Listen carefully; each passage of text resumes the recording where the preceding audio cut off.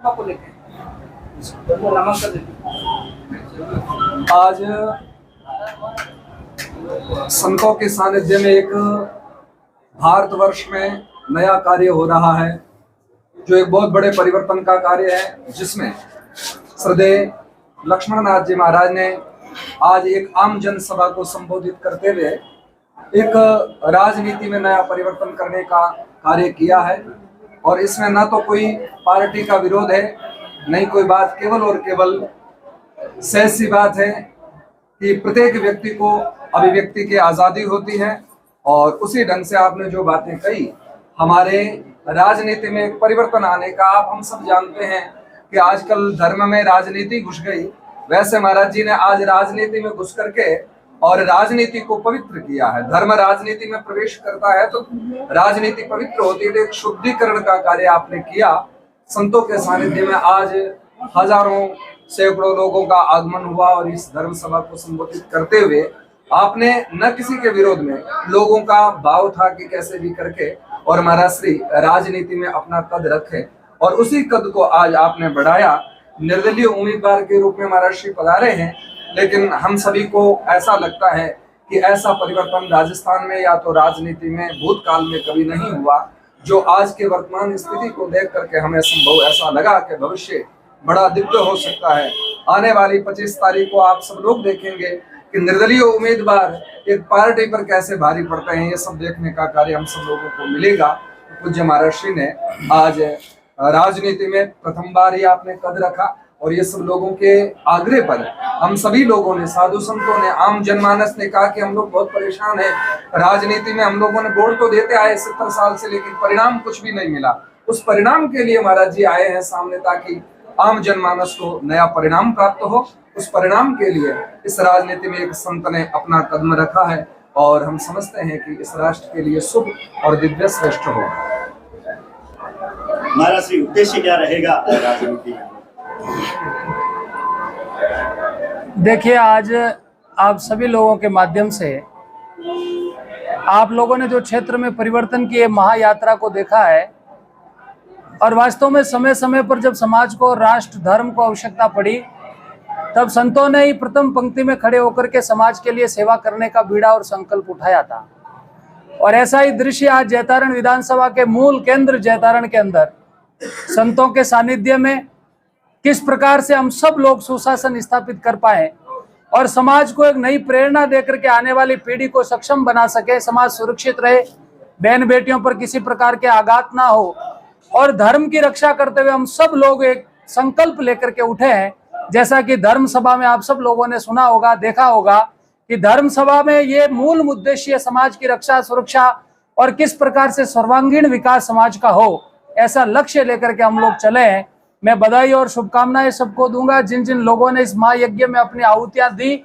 और निश्चित रूप से आज के इस जन सैलाब से मुझे ऐसा प्रतीत होता है कि जैतारण में हम जिस उद्देश्य को लेकर के घरों से निकले हैं, वो निश्चित रूप से परिवर्तन के रूप में बदलेगा।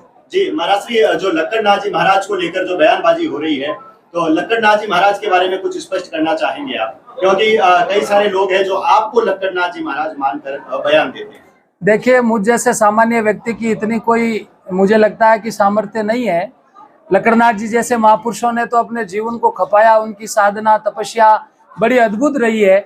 और 200-300 साल बाद भी उन महापुरुषों की बात जब हम लोग करते हैं, तो कहीं ना कहीं हम सब के समाज के बीच एक नई ऊर्जा का संचार होता है।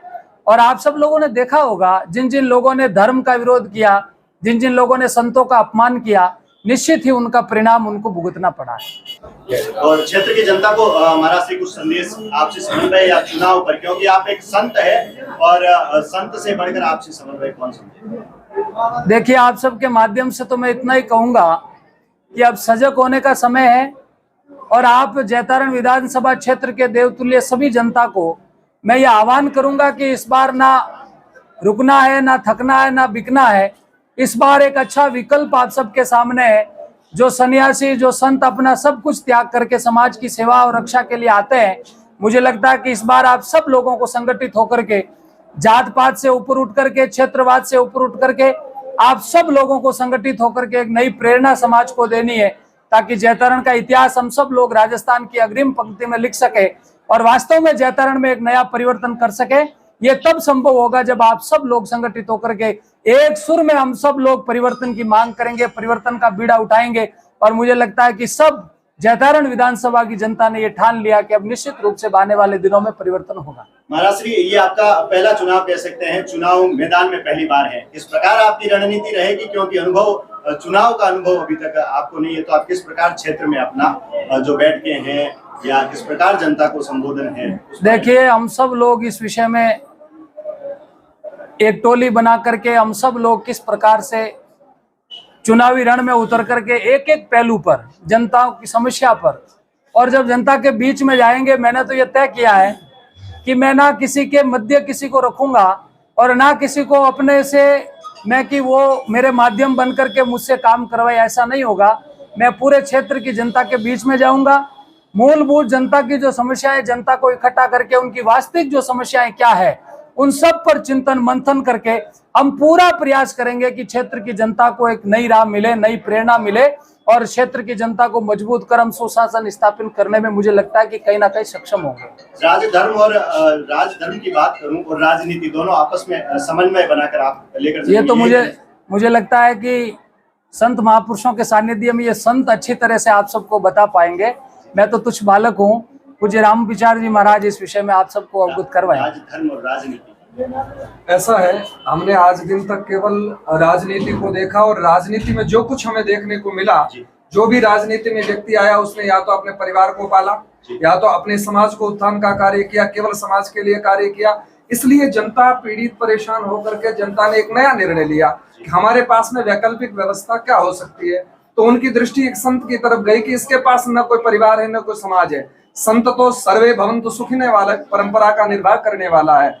इसलिए एक संत को राजनीति में लाना चाहिए ताकि वो राजनीति में धर्म जब आएगा तो वो धार्मिक राजनीति होगी जिसमें न तो कोई पक्षपात होगा, न कोई स्वार्थ होगा, न किसी को उठाना या मिटाना होगा। सबको साथ लेकर के सबका साथ, सबके विकास वाली बातें हम सुनते हैं, उसको हम मूर्त रूप दे सकें। इसलिए महाराज जी ने निर्णय लिया। हम लोग, रही बात आपके मन में आता कैसे क्या राजनीति में आपका नया कदम है, कैसे क्या करेंगे, तो इस पर हम लोग सब लोग बैठ करके चिंतन मंथन करेंगे। खूब हमारे साथ में विशेषज्ञ लोग हैं, हम लोग जरूर राजनीति में आए अभी दिखाई दे रहे हैं, बाकी राजनीति को जानते तो अच्छे से है ना, बचपन से पैदा हुए।